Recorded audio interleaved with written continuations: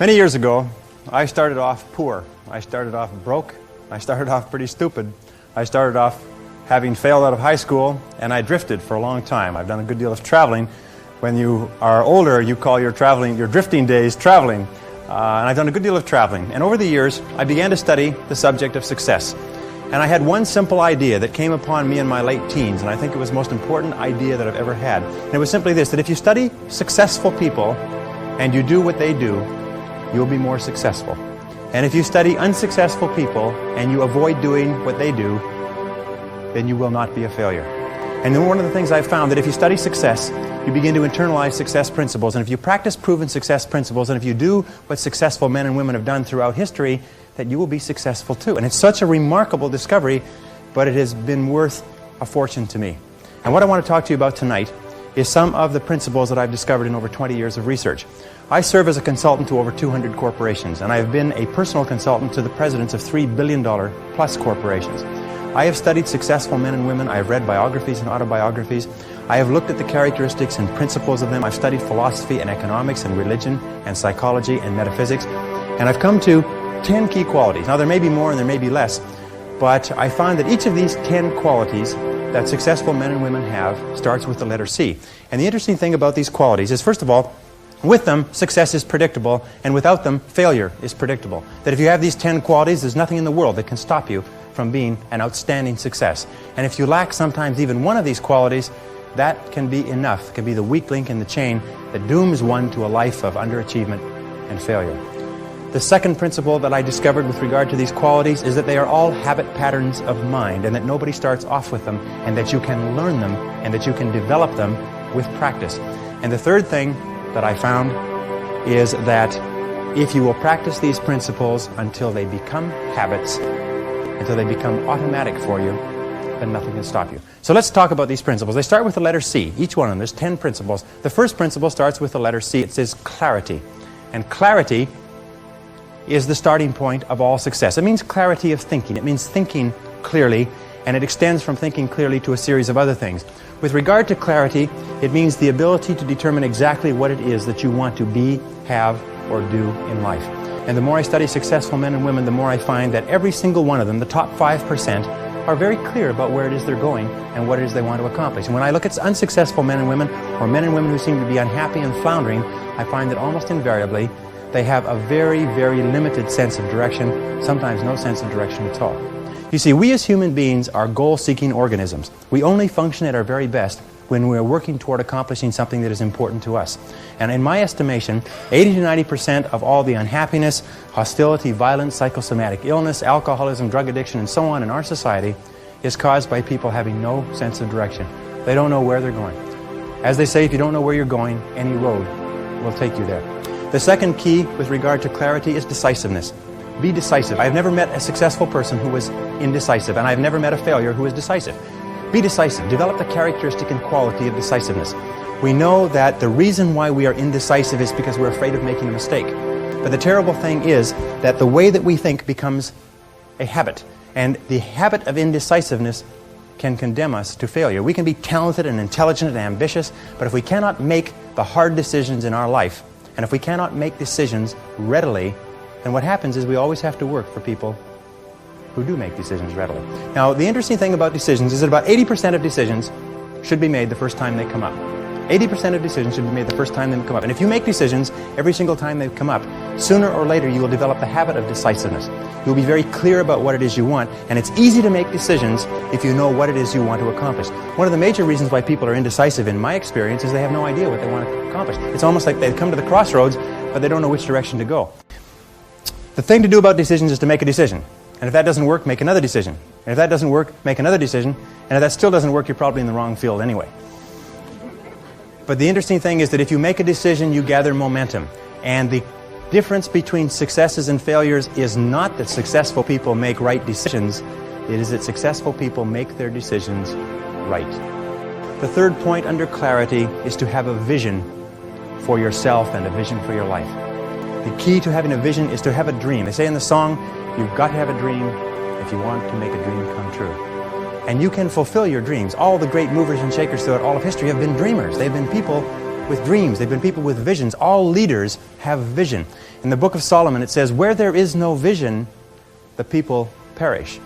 And the metaphysical meaning of that is that where people lack vision, they perish inside because they lose the excitement and the thrill of life. And what most people do, because of negative experiences, because of fear of failure and so on, is if they have a vision at all, they tone it down so it's so small and so safe that it doesn't turn them on. It doesn't excite them, and they wonder why life isn't exciting. A beautiful line I read not long ago said, if the best way to predict the future is to create it. Which means to have a vision, and even though the vision is in the air or the sky, then build a foundation under your dreams. And when you see men and women who rise from poverty and obscurity to fame and renown, you invariably see someone who had a vision of what they could be and have and do that was far beyond what they were. Every one of us has had an experience. At one time when we were small, we had a vision of being grown up and having our own cars. And as we grew older, we had a vision of having our own homes and our own families. And as we grew older, we had a vision of traveling and going to Europe. We fulfill all our visions. The wonderful thing is this, is that we always tend to achieve our goals. The problem is that our goals are set so low that even when we do achieve them, they don't turn us on. They don't fill us with enthusiasm. So dream big dreams, if you like, and focus on results, not activities. This is the key. Be clear about the results that you're trying to accomplish. This is one of the keys of peak performance, by the way. All peak performers are result-oriented. All losers or underachievers tend to be activity-oriented. And in activity orientation, what they do is they work very, very hard. Sometimes they work frantically. Sometimes they work longer hours than you do, but they lose sight of the results. Ben Trigo, the strategic thinker, said, the very worst thing in the world is to do very efficiently what need not be done at all. And many of us work very, very hard to do very efficiently what need not be done at all. And anybody who's ever had employees will tell you that every single day you come across your employees doing something very diligently, but it's completely irrelevant to the success of the business. Major reason why people fail in life is because of the expediency factor. That we always do, and we always take the fastest and easiest route to get the things that we want. But the fastest and easiest route in life is almost always the route to failure. It's short-term gain for long-term pain. We do what is fun and easy today instead of what is hard and necessary, and then we have to do what is hard and necessary at the end of our life when it's too late. And you'll find that the willingness and the ability to discipline yourself, to be clear about what it is you want, to be clear where you're going, to be clear about the results that you're expected to accomplish, and then to only work on those results. The ability to discipline yourself to do that is absolutely critical for success. It is not possible to conceive of a person being successful who is not capable of disciplining themselves to do what is hard and what is necessary rather than what is fun and easy. And especially when it comes to managing your time, when it comes to looking at what you should do on a day-to-day basis, focus on results, not activities. And one of the keys to success is to be very straight and to be very clear, be very precise. Interesting, one of the reasons why people do not speak to the point is for fear of offending others. Isn't that true? For fear of offending others. So be straightforward, be clear in your language, be clear in your actions. Let people know exactly where you stand, and let people know exactly what you've said and what you mean. Very, very important. And it takes practice, by the way. I noticed that every single man or woman that I had studied who had achieved any kind of success in any field whatsoever had done it after they had made a commitment to becoming excellent in that field. And I began to look, and I began to compare, and I began to talk to people, and I speak to thousands of people virtually every month. I found that I never found a single person who was successful who was not excellent at what they did. That competence, the commitment to becoming excellent in your chosen field, is an indispensable prerequisite for success, that if you are not good at what you do, you haven't got a chance in our competitive society unless you win the lottery. That success is predictable. If you commit yourself to becoming excellent, it does a whole lot of other things within your mind, but if you commit yourself to becoming excellent, it changes everything about you. You know that it's not humanly possible to be twice as smart as somebody else. Unless you're looking at very, very unintelligent people and very, very brilliant people. It's just really not humanly possible on average for us to even be twice as smart as anybody else. But 20% of these people are making 16 times the average of the rest. Do your best every time out and always strive to do it better.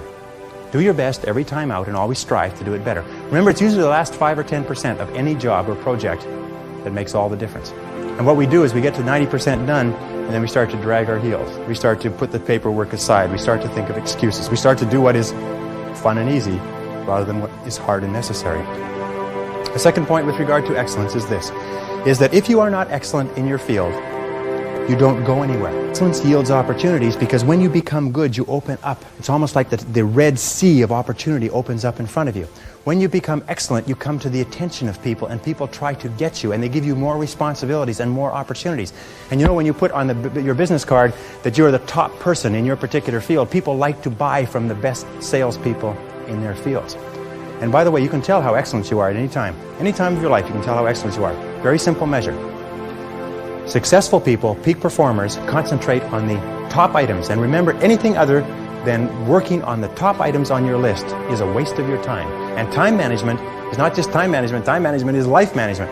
You can do anything you want with your life if you'll manage your time properly. We all have the same 24 hours a day, and the ability to concentrate, to discipline yourself, to use willpower and perseverance to concentrate on one thing at a time is a quality of all success. Nothing great has ever been accomplished without the ability to concentrate single-mindedly on one thing at a time. And whenever you're working on the most valuable use of your time, you feel great. You get concentrated effort is a source of energy and enthusiasm. It makes you feel wonderful when you're working on something important, and it makes you feel nothing when you're working on something irrelevant. Develop a sense of urgency. A sense of urgency is a quality that is possessed by only 2% of the population. 2% of the population do things fast. 2% of the population have a bias for action. You can train your mind to have common sense. You can train your mind to think things through before acting. In my experience, action without thinking is the cause of every failure. Action without thinking is the cause of every failure. And common sense comes from taking the time to think things through before you act. Listen to your intuition. Your intuition is one of the best guides that you possibly have. So you take a look at everything that has happened to you, take a look at the very most difficult experience that you're in right now, and ask yourself, what is the most valuable lesson I can learn from this experience? And believe me, if you look for the lesson, in the Bible it says, seek and ye shall find. It doesn't say seek and occasionally you might find something. It says seek and ye shall find. If you look for the valuable lesson or the seed of an equal or greater advantage or benefit in every difficulty, you will find it. It's always there. And I love the line from Socrates that says, the unexamined life is not worth living. Which means that the life where you do not take the time to reflect on your experiences. Aristotle said that wisdom is an equal measure of experience plus reflection. And the reason so few people have wisdom is what they have is experience, but they never take the time to sit back and reflect on what's happening to them, reflect on what they're learning. How many people here have seen people get out of bad relationships and get immediately back into bad relationships? Or get out of a lousy job and immediately join a company and get into another lousy job? What is the natural thing that people do? They get fired or laid off from a job, they quit, they go down the street, they look for what? Another job exactly like. Tap your creative potential. Accept the fact that every single human being is a genius, and all successful men and women are creative. They're creative in that they respond to their world differently. They ask questions, they're flexible, they're curious. You know what the hallmark of creativity is? Curiosity. The hallmark of ignorance and stupidity is the cessation or stopping from asking questions. Most people keep on doing what they're doing until they run into a wall. As they say, the more you do of what you're doing, the more you'll get of what you've got. Someone pointed out to me not long ago, and I think it's very true, is that all changes in our life come with the input of new information. That if we do not have new information, we keep on doing the same thing forever as the result of inertia. And creative people are always looking for faster, better, easier, cheaper, newer ways to do things. Remember, 80% of everything that we are doing today in our general business will be different 5 years from now. 80% of the products that we use, the food that we eat, the cars we drive, the music we listen to, the movies we go to, even the streets we drive on, 80% of everything will be new in 5 years. That's how rapidly things are changing. According to the research, all you need is an idea that's 10% new to start a fortune. An idea that's 10% new. As a matter of fact, an idea that's more than 10% new is probably too new for the average consumer to accept it. That if you want to be wealthy in life, if you wish to become very wealthy, if you wish to become even a millionaire, you can do it if you're willing to pay the price. But most people become millionaires by offering a good or service that people use all the time, and they offer it just a little bit better. They do it just a little bit faster. They put a little bit more grace or finesse into what they're doing. They handle it, they wrap it, they are more polite. The restaurant that has people coming back to it may have food that's only 5% different, but it's the way the people handle it that's so different. You can do anything you want in life. All you have to do is find an idea that's 10% new. And you'll find that if you flood your mind, read magazines, read books, ask questions, ask why people are doing things the way they're doing. If you decide that you're going to earn a certain amount of money, that you're going to achieve a certain level of wealth, that you're going to achieve a certain life estate, and you program that into your subconscious mind, and you then turn it over to your intuition, you will get the ideas, the insights, the inspirations necessary to achieve your goals. And that's the only difference between very wealthy, successful people and the average person, is that they simply follow their intuition. They're not smarter, they're not different, they're not more educated, they're not more talented, they just follow that inner guide. Consideration is based on the fact that the quality of your relationships with other people more than anything else will determine your success in life. How well you get along with other human beings, your quality of interaction will determine your happiness, your success, your achievements, your wealth, and anything else. Charles Schwab, the founder of U.S. Steel, said that I will pay more for the ability to get along with others than for any other skill in America. And that's very, very true. Develop the people skills that you need to be successful. Take courses in communications. Take courses in effective listening. Take courses in public speaking. You know, one of the most important parts of communicating and getting along well with others is the size of your vocabulary. You've probably heard that before. The size of your vocabulary, your ability to express yourself orally, your ability to stand on your feet, your ability to write effectively and get your point across to others will have a tremendous impact on your life.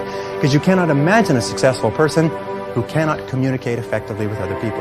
And you can develop the capacity to be an excellent communicator. If you were to learn one new word a day, if you were to make an effort by carrying a dictionary around, I have taught myself French, Spanish, German, and smatterings of about 10 other languages. And the way I taught myself that was I learned the basic vocabulary, I studied it, learned the basic vocabulary, and I carried a dictionary around with me. And every time I saw a word I didn't know, I looked it up in the dictionary. And within a very short period of time, I could eat, live, walk, talk, and speak fluently. The most important part about consideration is to practice the golden rule. I think that the golden rule, which is based on the law of sowing and reaping, whatsoever that you would have men do unto you, do you so unto them. You get out of life exactly what you put in. What you sow in your relationships, you reap in your relationships.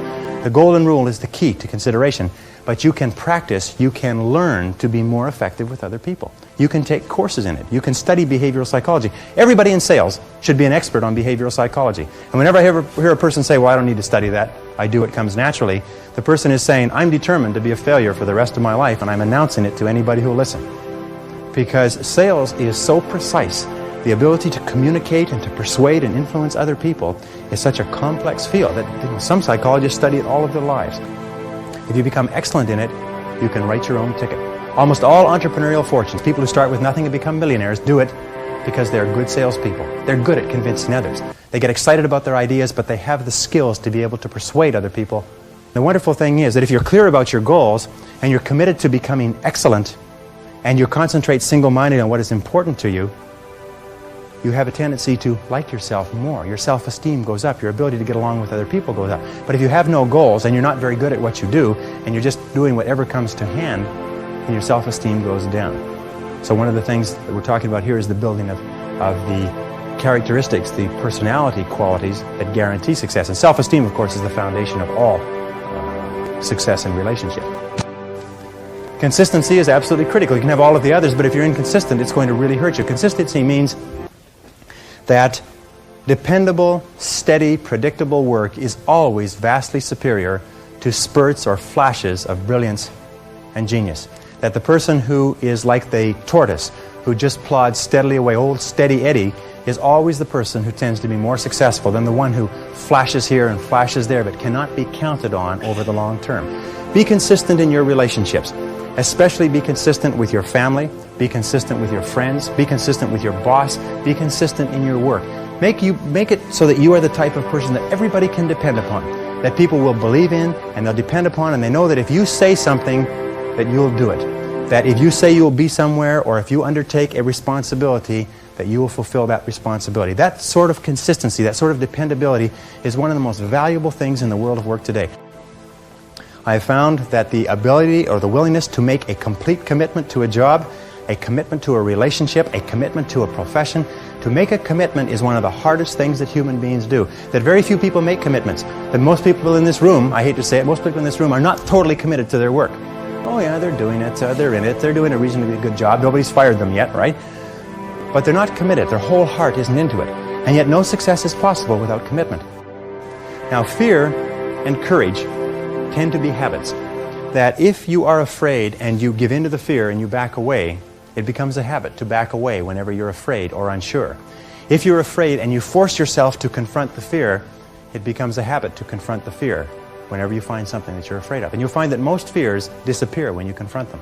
If you do all the things that we've talked about, if you concentrate on becoming excellent, concentrate single-mindedly, be clear about your goals, consider other people, practice the golden rule, if you practice courage, if you practice consistency, if you practice all of these, then pretty soon you develop a level of self-confidence. See, confidence comes as a result. You don't get confidence out of a bottle, you don't get confidence from a pill. You can't learn confidence in a motivational seminar. You only get confidence by doing certain things over and over again that build a solid foundation within your own mind that you can do whatever you need to do, that you have what it takes to be successful.